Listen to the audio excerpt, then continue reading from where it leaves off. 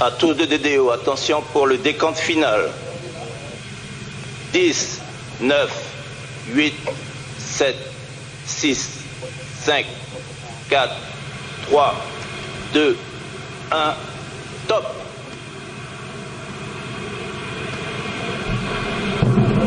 Allumage Vulcain. Allumage 2EAP, décollage.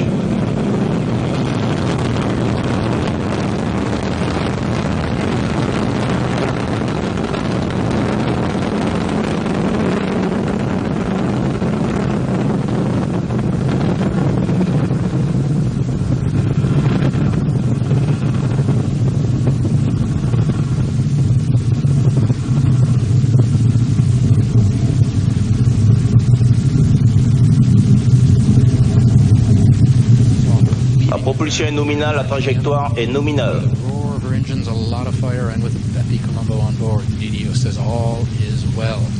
The two boosters now providing 90% of our thrust, propelling the launcher along her trajectory at an ever higher velocity. 780 tons at liftoff, that's the mass. And to get that sort of mass off the ground, you need a lot of push. And push we have. She's burning 5 tons of fuel every second. 2.5 tons being burned every second in each booster, plus the core stage burning another 300 kilos of fuel every second. Ariane 5 putting on quite a show. And, I can't wait for Johannes to come back and tell us his reactions. The sky is clear. You should be able to see separation of the boosters, maybe even separation of the fairing. We'll find out momentarily. Ariane 5 now following the program and the onboard computer, which gives all the orders, including stage separation. We'll soon see that in just about 30 seconds from now. We are in the first of 4 flight phases. The first 3 are powered, and we'll describe each in turn so you can follow. Right now, the first flight phase, the single first stage engine, and the 2 boosters are burning. The boosters will each consume their 240 tons in just over 2 minutes, and in just about 10 seconds. They will be the first to be extinguished, and you'll hear that from the DDO, but you'll see that on the screen. You'll see the flame out there. There it is. You see the main point of light in the middle when we come back to that, and the 2 points of light on either side of the boosters.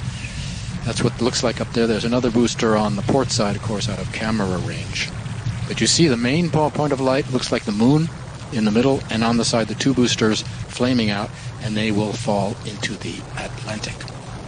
French Guiana, in part, chosen as a base for its opening on the ocean, launches posing no threat to the local population, of course.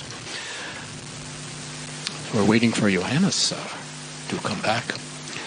Before he comes back, our next milestone, separation of the fairing. That's next up as we continue to follow Ariane with looks like a ground camera or the naked eye.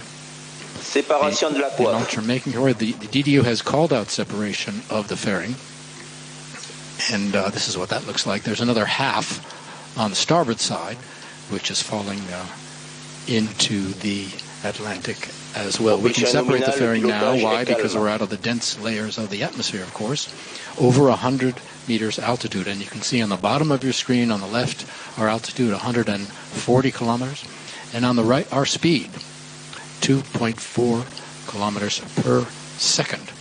We can also discard any dead weight. The fairing weighs 2.5 tons, so it's a good idea to get rid of it now that we can. The guests coming in after being treated to a wonderful sound and light show. On the left there is the satellite, the white boxes. Below that is the composite. One reason Kourou was chosen as the launch site was its nearby hills, where we could install radar and telemetry facilities. And that's where we're going now, this office.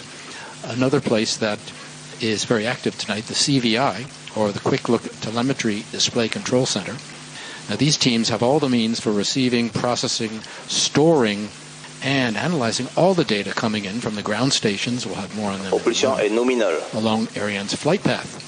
The CVI is stationed atop a hill, and you just saw, not far from Jupiter, And right now these teams are following and analyzing all the key flight data coming in and reporting the flight status of the launcher back to the teams here in Mission Control. It's all part of the great information flow from points across the base to Mission Control, Jupiter, the Nerve Center. And Johannes has returned, and you are smiling. Tell us, how was it out there? Oh, it was fantastic. I've never seen that before, and it was great. Yeah. What impressed you the most? Was it the sound? Was it the light? Something else? Oh, it was the brightness of the rocket when it went to the sky, and you could not see the rocket. It was like a big fireball going up to the sky, and it was really amazing. Super. Did you see the separation of the boosters? Yes, you could see it. Nominal. Great. Okay, so if that doesn't make you want to come down here and watch a launch, ladies and gentlemen, I don't know what will. Next up, we want to find out... Il reste 3 minutes de propulsion de l'EPC. I imagine, like most missions, you had some problems. We're going to have to go to a film, but give us a first taste and